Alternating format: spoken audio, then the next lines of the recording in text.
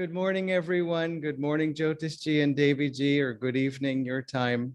It's such a blessing, really, for all of us to be able to have any time with you, especially in these conversations that we have in India, and especially on Masters Mahasamadhi weekend, just to be able to celebrate this very holy time with both of you. Thank you very much for being with us.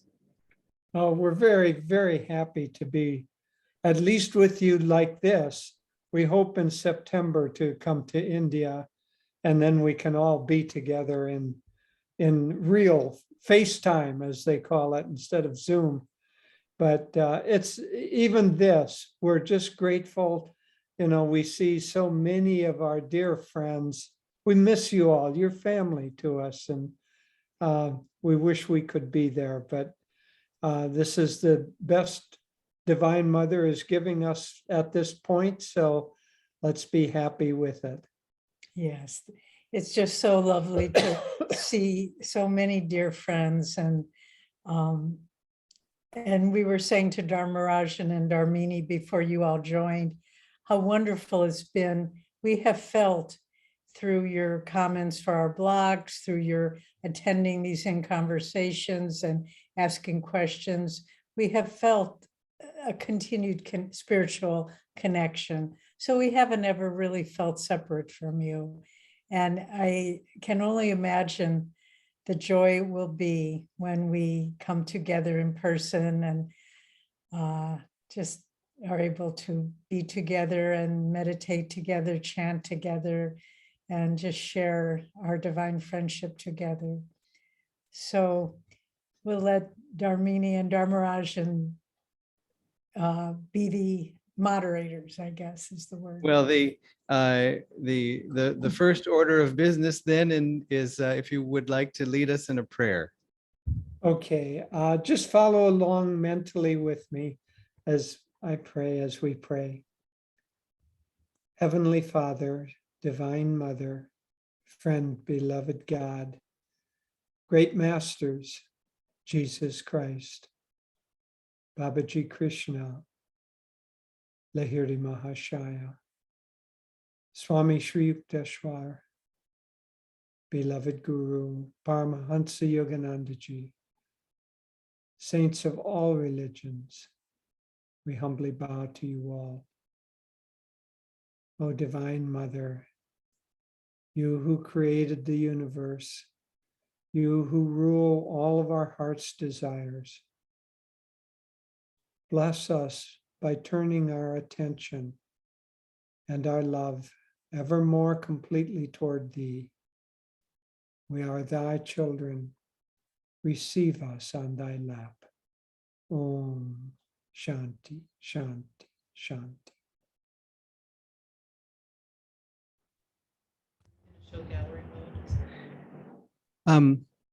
We wanted to just take a moment, Jyotish ji and Devi ji, if you want to switch it to gallery mode. We have a number of faces here that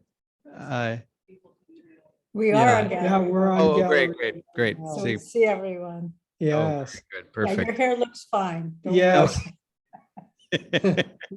This is early morning for us compared to our normal time, so I'm sure there was some rushed preparations. Yes. People were. Like having your parents come visit your home, you've got to clean up a little bit anyway.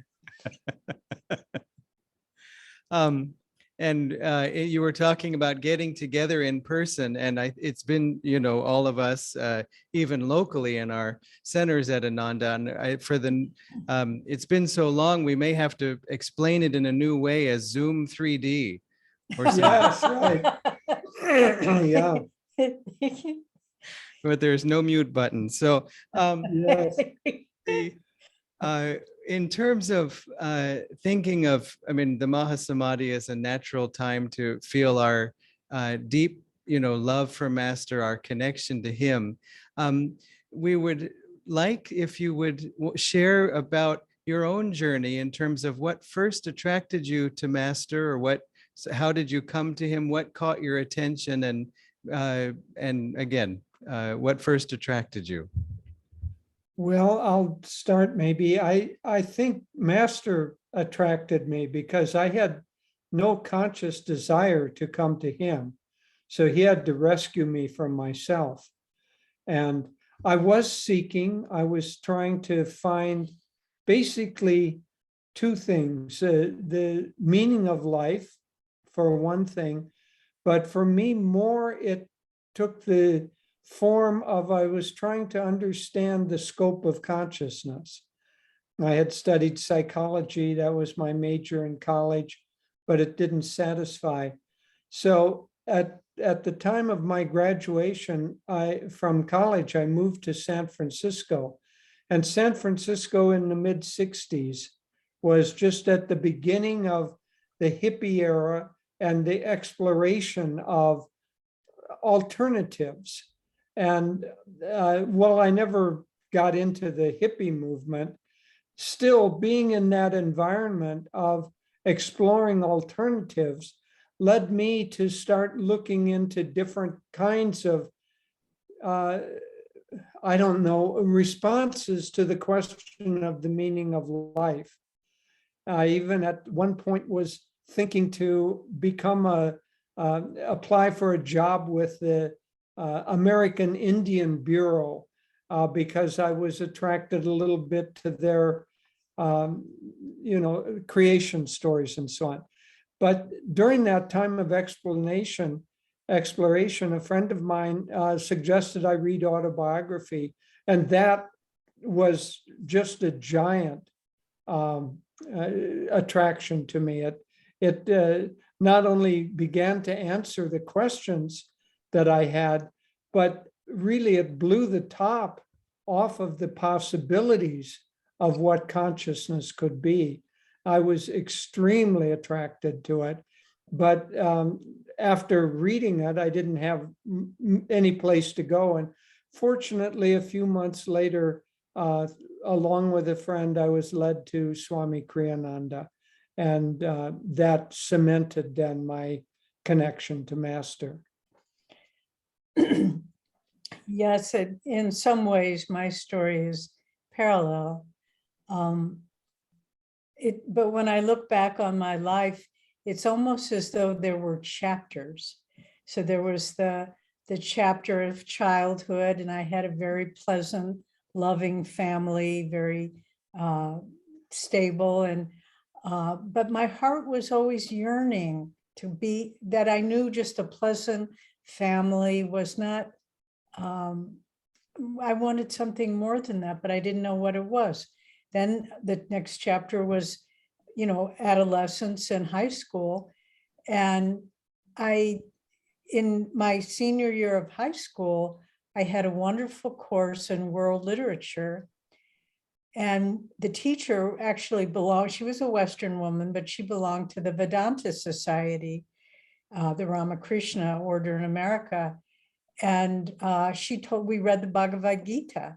And when I read it, it was unlike anything I'd ever read before. So I was like, I don't know, 17 years old, 18.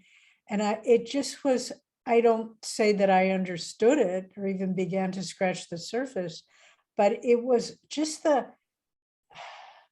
consciousness behind it was just unlike anything I'd ever read.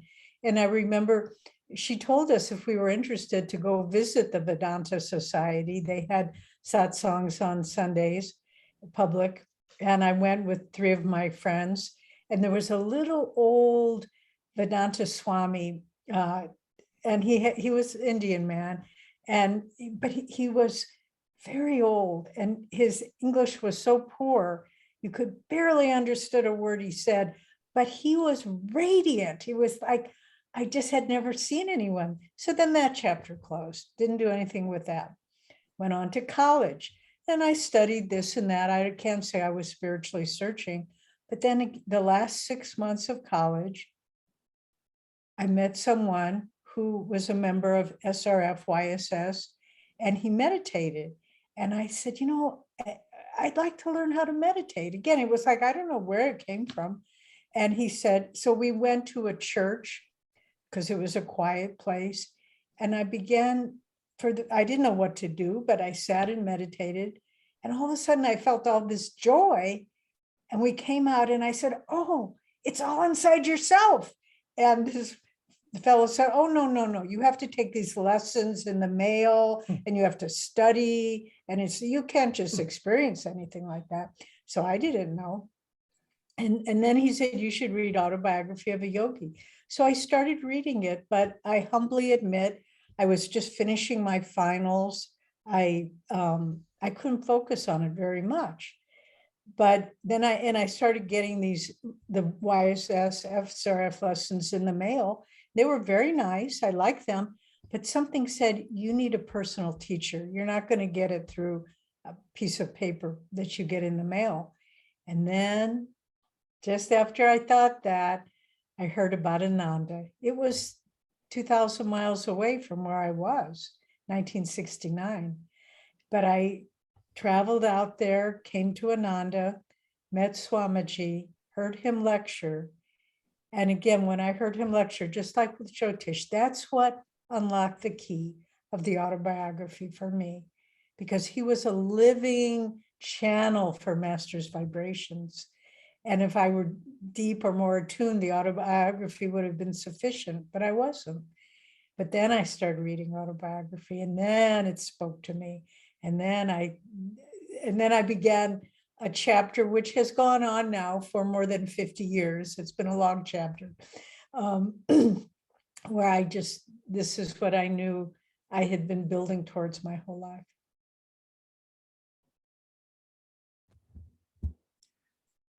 It's very inspirational and just sort of fresh to hear it and be on the journey with you. I think everyone has their coming to the path, every one of us, and so it's just so wonderful to hear that connection, of course, because so much of what you have done has inspired so many of all of us.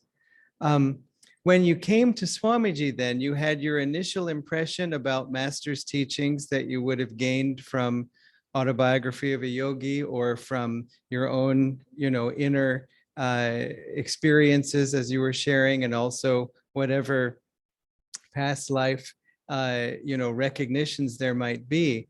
But then with Swamiji, then what other aspects of Master's teachings did he introduce you to or expose you to? In other words, things you might not have known about at first that were part of this path or this way of life. Yes, well, when I read the autobiography, I was deeply impressed and I understood some of it, but only a tiny bit. And even that was without the background of any experience.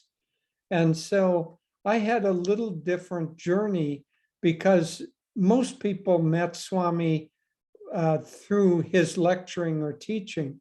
I happened to meet him by getting his address, and my brother-in-law and I went on Easter Sunday in 1967 and knocked on his door.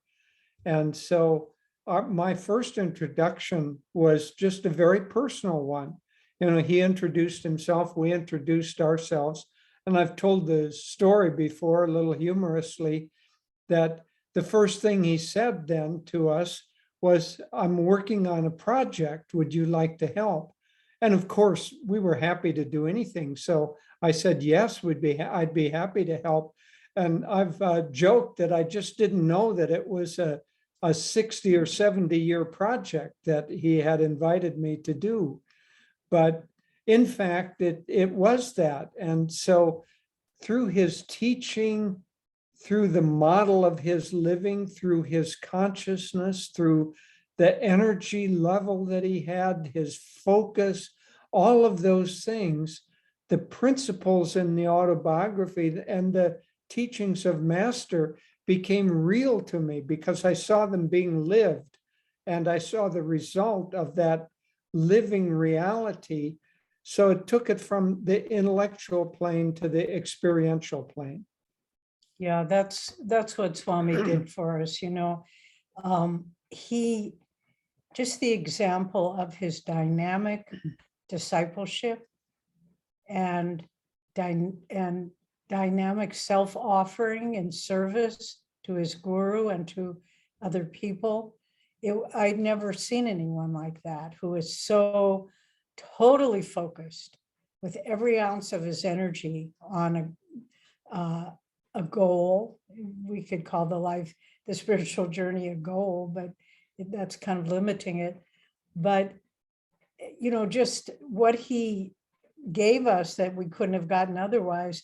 One was the example of, as I said, his service and his discipleship, but also he was so aware, and I know this happens in so many ways in all of your communities and centers in India. He gave everybody something to do. So nobody was just a bystander.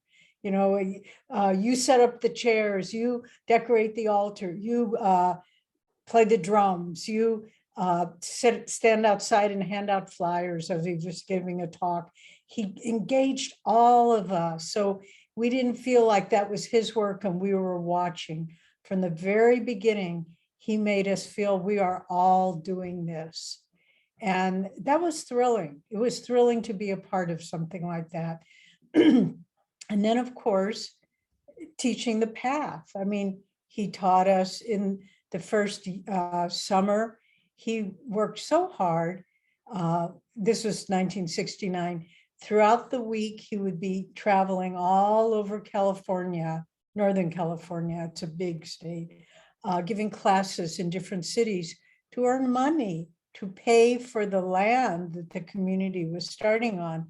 And then on the weekends, he would come, he would lead the sadhanas, lead meditations, lead the energization, give a wonderful discourse, do an evening program, give the Sunday satsang. And so we learned the techniques. That's the point I'm circling around to, all of the basic techniques leading up to Kriya and then Kriya. And so, it was like jumping in a wonderful, refreshing swimming pool rather than just sitting on the deck of the pool, and that's what the spiritual life was with him. We jumped in and into the deep end as well. And so he made it very dynamic. And that's what we all try to do with you, all of you who are coming to Ananda and to Master's teachings. We want you to feel that you're not an outsider. You're not a bystander. We are doing this with you and you are a part of it. And without you, it wouldn't be as dynamic. So that's really, and Swami never, ever made us feel like, oh, well, we're just beginners. We don't meditate so well. He just made us feel this is what we're doing together and you can do it. And he related to our souls primarily and only secondarily to our personalities and their limitations. So it was wonderfully dynamic.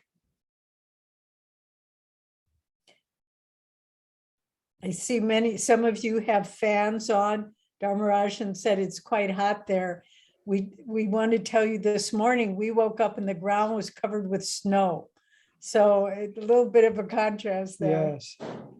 We'll try to send you some cool air. Dharmarajan said you didn't have snow in Chennai this morning. No, in fact, it's still winter here. So it's quite cool for, 88 degrees is quite cool here. F. Yeah.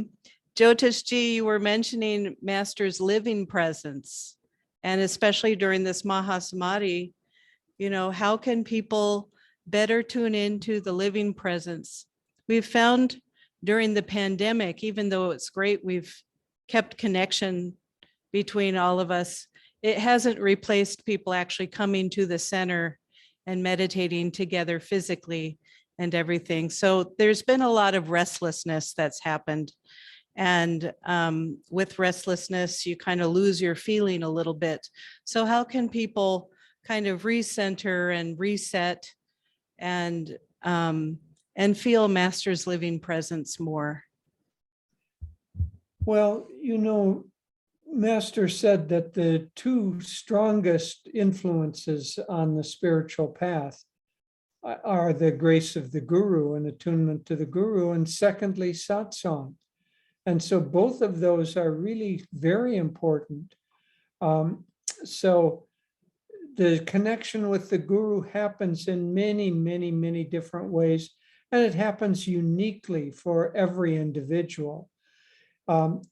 Because Master gave us a very clear path, with the basic techniques of energization and Hong Saw and Om, and especially Kriya, but meditation. So really, if we want to be attuned to Master, we need to practice what he suggested that we practice, not because it pleases him, but it's like a doctor giving us a prescription to exercise.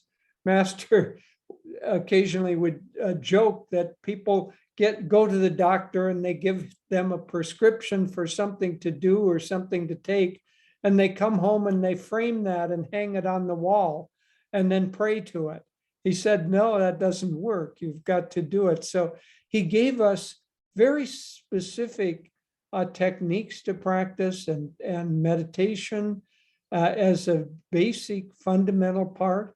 And so the more we do that, the more we try to practice the techniques, the more we try to go deep in meditation, which basically is focusing the mind so that it can calm down, and opening the heart so that we can feel the vibration of God, of Master, of our own higher self. So that's part of it.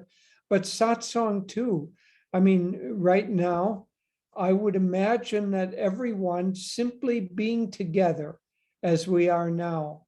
Later this morning, you will be more inspired than you were, we hope, before you began with this satsang.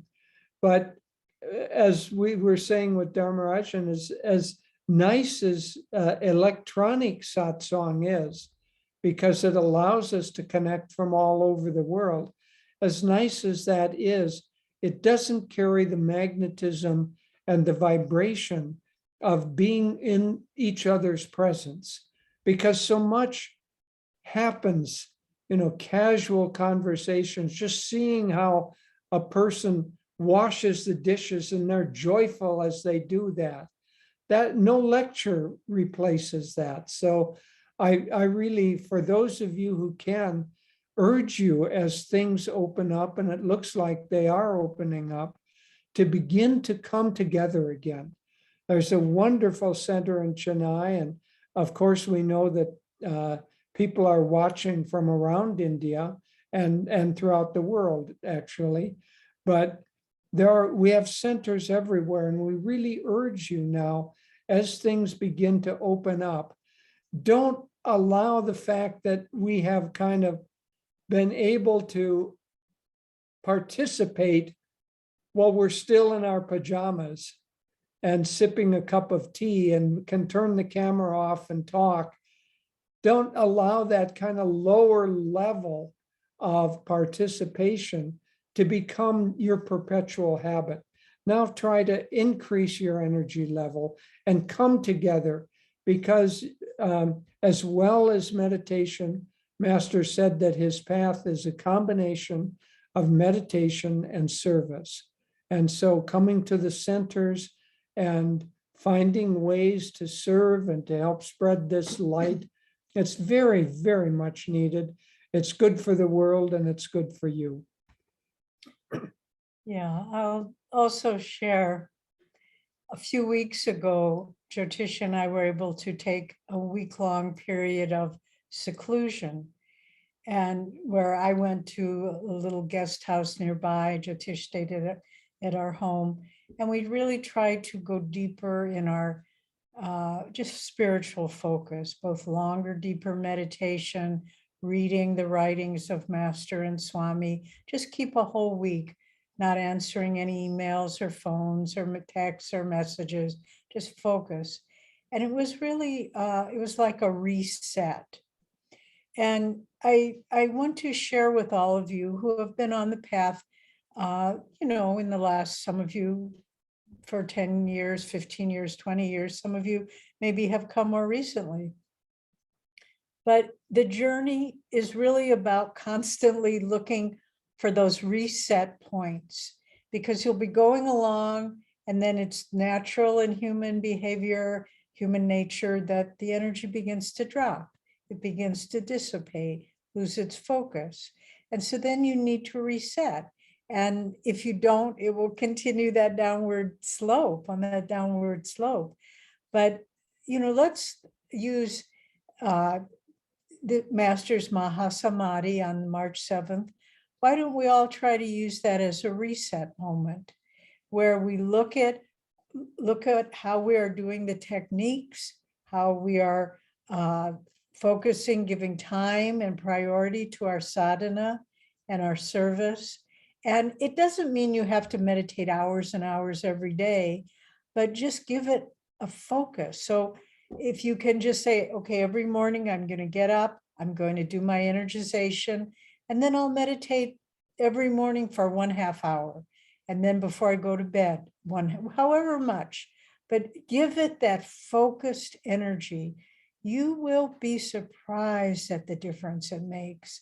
And the more, Master has always said, the more you meditate, the more you love to meditate. And the reverse is true also, I suppose. The less you meditate, the less you want to meditate.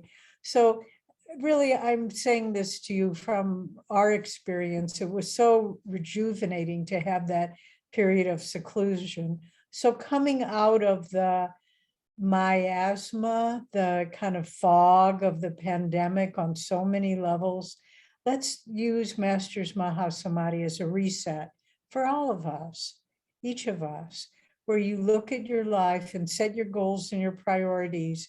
And Master can't do it for you. He can give you all the most beautiful teachings and techniques in the world, but he can't activate your desire to practice them. You have to do that yourself. So yes, come to this center, wherever you happen to be living. Whether I see Roma's here from Bangalore, they have their beautiful new center, but wherever you are, have the satsang, but then bring to the satsang your own devotion and spiritual vibrancy. Thank you. That's so helpful. And we're having our first live satsang next week. We're opening up. We're making plans. Everyone in Chennai, we're going to have lunch. So Oh, that's the bait that will get them to come. there's food. So What will you have for lunch? oh, we're going to have it. It'll be a proper South Indian meal. So Whoa. yeah, that's If what there's we're any going left to do. over, ship it some to us. Yeah. So, this whole topic you're talking about brings up another question of, you both have been on the path 50, 60 years now, and that shows tremendous longevity on Master's path. And so we were wondering if you could go into qualities you've seen and qualities you find necessary for longevity on this path. And this might be a longer part of the conversation if you want. I think people will find it very helpful. Well, there are many things that are helpful for longevity. I mean, we've already touched on some. Satsang certainly is helpful for longevity, because there are times for each of us when our personal will, one might say, begins to lessen. And if we're around others at that time, they re-energize us. So that's helpful. Being stubborn is helpful. Just some people have the quality that when they set their minds to do something, they just are going to do it no matter what. And that's very helpful. It's good to not set the bar so high, to have expectations that are too lofty, that you know subconsciously, well, I can't do that, but I'm going to try for a little while. But your subconscious is saying you can't achieve that. And it's almost like you build in a trap door so you can escape and say, well, I tried that and it doesn't work. So set the bar relatively lower. If you're starting out, find out what amount of meditation is comfortable for you. I don't mean that it's so comfortable that you kind of toss it off without any effort at all. You need to make an effort, but not an extreme effort.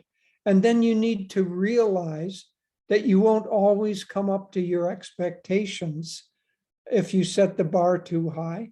So I personally have, a low minimum for me. It may be high for others. That's another thing. Don't compare where you are to others, because some people have more time, karma patterns may be different, samskars, a lot of factors here. So don't compare yourself to others, just to yourself. Kind of make an effort. I read something years ago about how much effort to make if you're training for a marathon. How do you know if you're running hard enough or fast enough? And the answer was very simple. If you think you're making an effort, you're making an effort. And so the same for meditation. If you feel like I'm trying, then you're trying. That's good enough. But then, as Devi was saying, don't settle for just your minimum. Do things that increase that, but increase it realistically. It does help once in a while to have a longer meditation, maybe 2 or 3 times longer than your usual meditation, even on a weekly basis. So if you're meditating for a half hour, 1 time a week, if you can, meditate for an hour and a half. If you're meditating for an hour, meditate for 3 hours, and so on. It helps to break through the sense that I can only do this much, but do that just occasionally, not all the time. So, good habits are very important. Satsang is very important. Authenticity is very important. Don't be false with God. Don't be false with Master. If you're upset about something, don't say, oh, yogis are never upset. I'm not upset. And then your mind is going over and over and over that. Just say, Master, this is bothering me. Help me deal with this. If somebody criticizes you and you're thinking of a response, it doesn't help just to kind of stuff that down. But ask Master, help me deal with this. God likes it when we come to him for help and ask his aid in what we're dealing with, because it's an authentic relationship. And if we're going to really find that God is our mother, father, we have to treat them like they are really close to us. So authentic, and each person has their own pattern of how their devotion is expressed, how their service is expressed. But we do need to express devotion, we do need to express service, and we do need to meditate, and we need to try to attune our energies to the masters. And if we keep doing that, and then as Devi said, find novel ways, find new things that catch you for a little while, because that'll hook you and help you climb to the next plateau. But if you keep at it, the main thing for longevity is just to keep doing it, and however you can do that. Yeah, it's a very important question. And it's been interesting being a part of Ananda for, a long time, because Swami has said that Ananda is a living laboratory. And you see so many different varieties of expressions of people on the spiritual path. You see people who you think, oh, this person's committed for their whole life, and then they leave, and you see someone that just seems kind of not very committed or focused, and they become someone who just makes the spiritual path the central core of their life. Jyotish touched on this, but in the first year or two of Ananda, this was 1969, 70, 71, the yoga movement in America was not that strong. And somehow in that little window, it was like divine grace was flowing from the spirituality of India to the West. And in those first few years, we had many, many Indian yogis and swamis come to visit Ananda, and they weren't well known. They didn't have big followings. They weren't, with an entourage. They were just deep, real, authentic yogis. And I don't even remember most of their names. They came and they went, but they were authentic. And I remember I was just I'd been on the path for a year, and this one yogi, whose name I do not recall, he said, do you have questions? And so I asked him this same question that Dharmini has asked. I said, how do you develop the kind of the right attitudes and the kind of commitment that will enable you to stay on the path for your whole life? And his answer was surprising to me, and it took me a long time to understand it. He just said simply, never compare yourself to other people. That was all he said. And the more I thought about that over time, at first I thought he didn't understand my question, but of course it was I who didn't understand his answer. And, he was saying, everything in the world, education, job, it's always like, who's the best performance standard, who's going to get ahead. But with the spiritual life, as Jesus Christ said, the last shall be first. And so it's he who stands at the back in humility, without any sense of self-importance, or I'm this great spiritual being and I'm on the spiritual path and you're not, and so I'm better than you. Those are just obstacles. So by comparing yourself to others, not only does it put you in competition, but it keeps you in the realm of duality, of polarity. And so it's only when you can stop looking outside of yourself for who you are, for your self-definition, and start looking within yourself. What do I feel? Did I feel God in this meditation? Was I thinking of God as I went about my daily service today? Was I, always looking within, not outside, for your validation, your spiritual validation? And that's very, very important. And then, humility, just to say, I'm nothing. And, it's a little hard for Jyotish and me, because, you've been on the path for so long and you were with Swami and all that. We just see ourselves as beginners, really nothing special. And I hope we never lose that, because if once you do, then you're not a child of God anymore. And so just to have that humility to say, Lord, Swamiji was so beautiful in this way.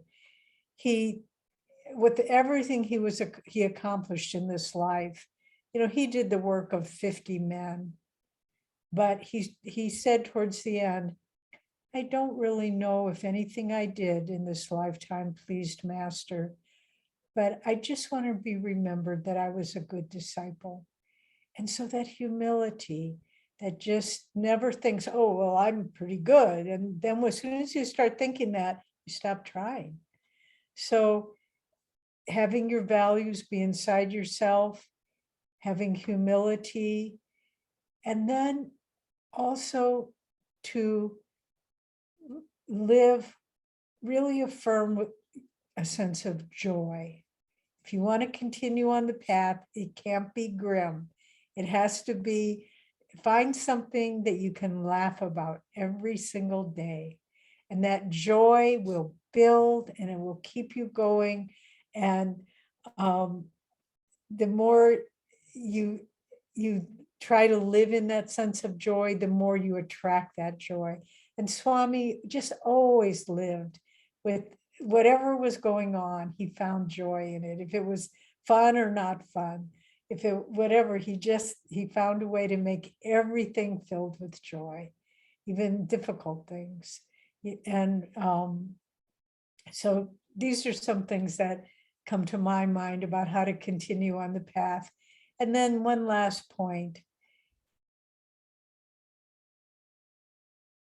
Have the thought, however far I go in this lifetime spiritually, I am never giving up. Master, if I knock on your door forever and it never opens, I will never stop knocking. I will be there. And I know one day that door will open. And so just like Jyotish said, stubbornness, just to say, I will never stop loving you. I will never stop seeking you. I will never stop serving you. And whether I feel your response or not, I will keep knocking till that door opens.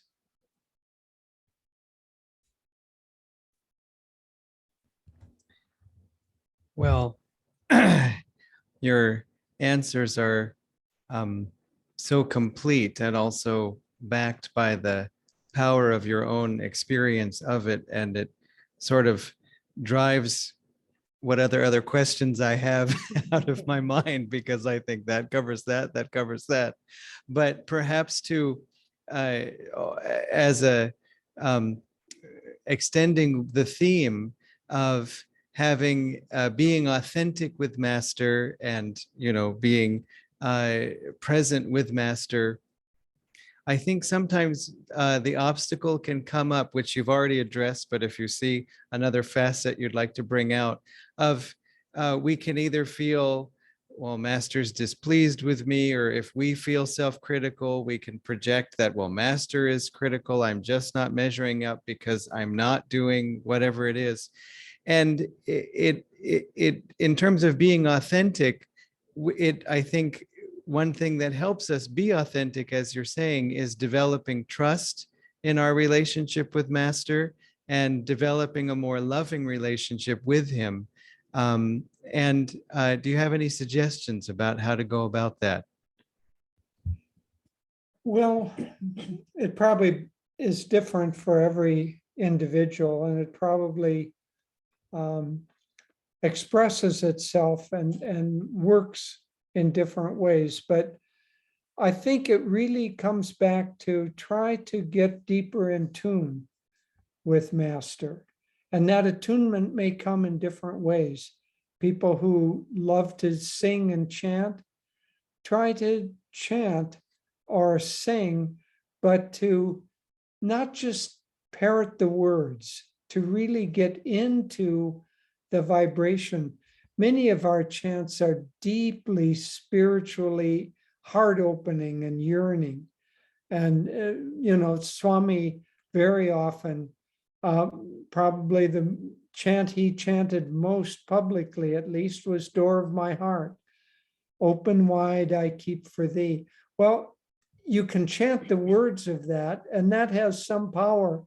But if while you're doing that, silently or out loud, if really you're trying to feel what's behind those words, God or Master, I am opening my heart completely to you. Will you come to me? Please come to me.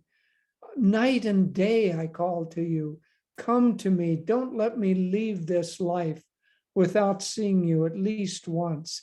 So, the words convey that, but they don't convey the feeling. So when we're talking about being authentic, you have to get beyond the intellect and into your own deeply felt feelings.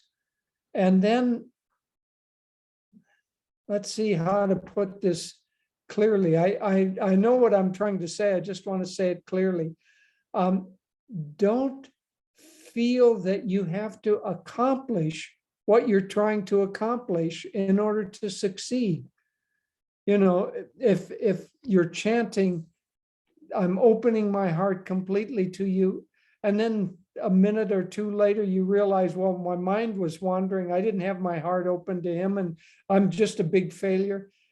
Don't care whether you succeed, just keep authentically opening and ask Master and ask Divine Mother or God for help in what you're doing.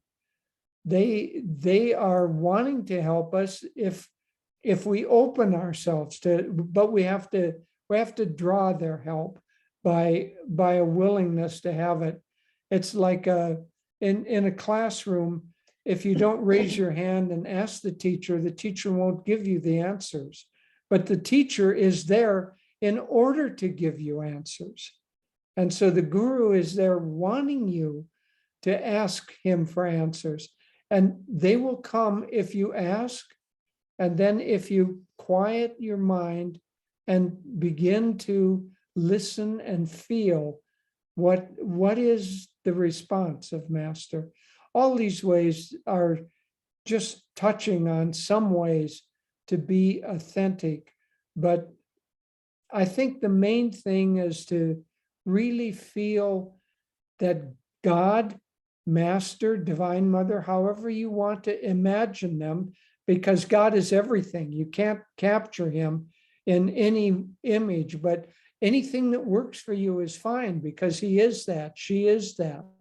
So whatever is dear to you, ask that form of God for help and try to relate as constantly as you can to that form. If it's, for me, generally speaking, it's Master, it's Guru. And so many times during the day, my mind comes back to Master, trying to feel his presence, or asking him, or asking him to help me, whatever it is, but keeping that relationship alive, just as if I were in a room with him and he were there. Now, another aspect of this is to be loyal, because it's very easy when we hit those, if you're a newcomer or if you've been on the path for a while. Remember, we spoke about those sort of ups and downs on the path. And when you're in maybe a down, uninspired state where you're not being disciplined with meditation or whatever, and then you see, oh, a new teacher is coming to town, and maybe I'll get charged up by going that way. And so then you pick up a slightly different vibration, and maybe you feel better because it re-inspires you. But I really caution you to be careful of this, because Master gave the example, if you want to drive from Los Angeles to New York across the length of America, if you start off in a certain, he used the example in a Ford, and you start driving, and then you get a certain distance and you say, oh, maybe it would be better in a different kind of a car. So you drive back to Los Angeles and you get a Buick, and you get in the Buick and you're driving that for a while, so you get the point. You always get to the point of uncertainty or lack of inspiration, or You get to a challenge point. a challenge point, right? And you think, well, maybe I'll reinvigorate myself by going sideways, essentially is what it is. We don't call it that, but it's a deterrent. It will only slow down your ability to get past those dry periods. Jyotish and I like to regularly go for walks out in nature. And sometimes we'll be walking along and there's birds up in the trees and we can hear them. And we'll hear a particular very faint little bird call. This happened the other day. And you try to zero in on it. What is that little bird call? And then you hear these, and it's quiet, and then it stops singing, the little bird. And then you hear other birds and it comes up, and then you lose the ability to listen to that subtle little call you were looking for. Well, that's what the guru is. He's that subtle little call amidst all the noise of this world and of our desires and our ambitions and all these. It's that subtle little call, and we hear it, and then we lose it, and then we just go about our business and we forget.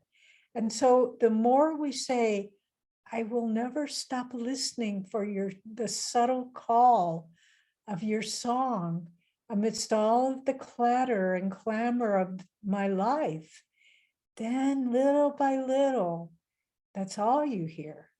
And that sound becomes more and more dominant. It's just like the Om technique. At first, it's so hard to hear it. And then the more you try to listen, the more you realize, oh, it was always there. I just wasn't tuning into it. And then that becomes the dominant sound. And so loyalty is very, very important to our path. And I'll just close with this story from my early years. And I've probably shared this with you before, but it was a surprise to me how Swami worked with me in this way. Swami was giving a talk in the San Francisco area. He was part of a kind of a yoga conference. He was one of the speakers. And the main event had taken place, and then it was going on for several days. And one evening, Swami wasn't doing anything. He didn't have a public presentation. And so one of the other yogis, Swamis who was speaking, had a satsang at someone's home. It was a small gathering. And so there was a small group of us. We went just for inspiration. And then this Swami said, well, I'm going to give you all a mantra. And something in me said, well, I don't need a mantra. I've got our path. And there were just maybe 30 of us there. And we all kind of had to go up. And I said, with all humility, I'm on a different path and I have my own mantra. He said, oh, that's okay. I'll give you another mantra. So he gave me one. I didn't want to argue with him. And so then about several weeks had passed, and I just mentioned to Swamiji, one night when we were all in San Francisco, I went to a satsang with this yogi, and he gave us all a mantra, even though I kind of tried to deflect it. Swami got very upset with me. The most upset I think he ever was. And he said, now's a fine time to tell me about that.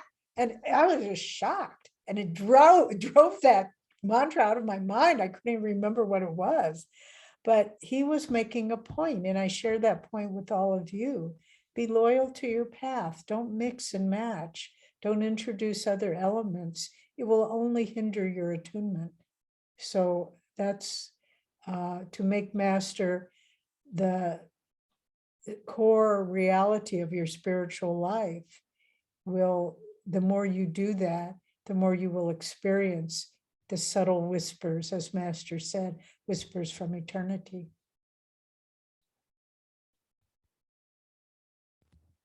Thank you both for your beautiful responses to everything. And I look forward to sending this link out to everybody who wasn't able to attend.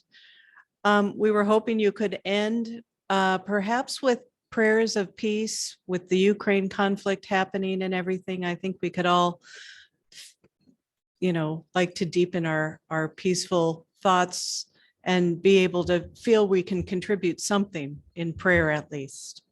Yes. And it's very timely with Master's Mahasamadhi, because he was born at the beginning of Dwapara Yuga, wasn't he? 1893. And this early Dwapara Yuga is a time. Look at all the wars that have been the 20th century, 21st century, time of tremendous upheaval. And Master came, and we are his army. We are his soldiers and his children. And so he came to show a way of unity and harmony in a time when the general consciousness of the world is moving in another direction. And so we have to really stand as Master's children and project harmony and acceptance and love and healing vibrations into the hearts of people everywhere, whatever country, nationality you are, whoever your political leader is. That doesn't define who we are. We are children of God, all of us, each of us. And so let's close with a prayer. I just want to add that the love for God has no national borders, and it has no politics. It has no desire to harm anyone else. On Monday, Devi and I are going to be joining in a satsang with our devotees in Russia. And I hope that whatever little light and love that we can add to them will help strengthen them in their love for God. It doesn't, the events of the world are going to go on. And by and large, we have little power to change that. It has to do with mass karma. But what we can do is spread love and peace and harmony and light authentically to each other and to the world. And if you ever find in your heart a kind of a anger growing toward someone or some nation, try to soften that and say, well, I may not agree with their actions, but they too are children of God, and God will take care of all of the karma involved in this. Our job is to love, to send out vibrations of harmony and peace, and just to act as a channel for Divine Mother's blessings to the world. So, I'm going to kind of turn back to both of you, Dharmarajan and Dharmini. And maybe Dharmarajan, you could lead us all in Master's prayer for peace and harmony. I assume you know it.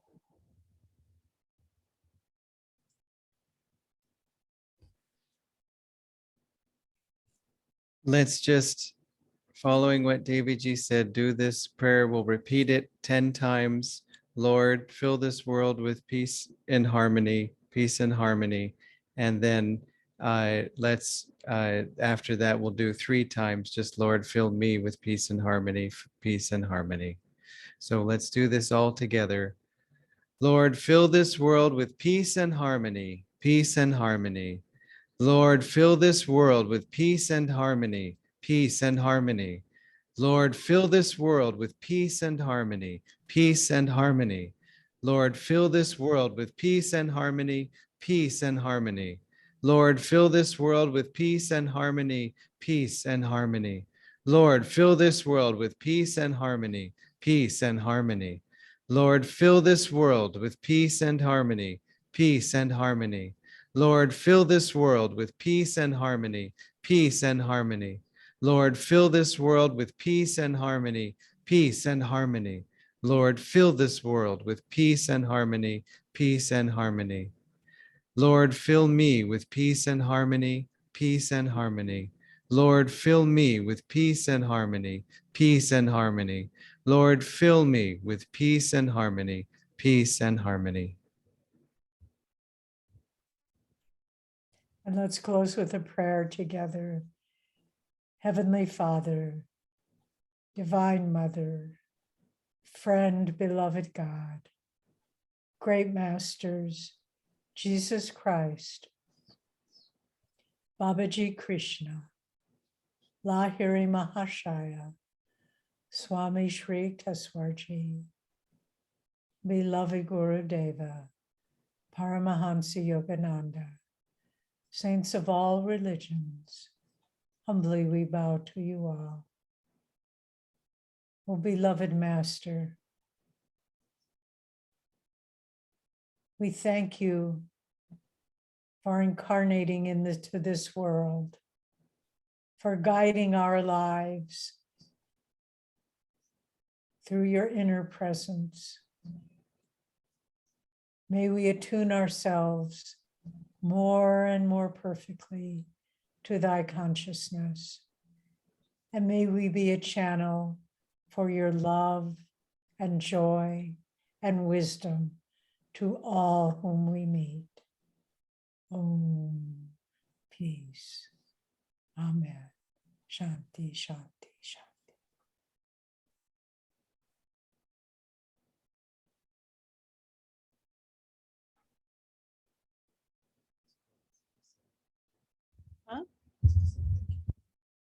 Thank you both so much. We hope you have a wonderful day. And thank you everybody for coming. Till we're together in person. Jai Guru.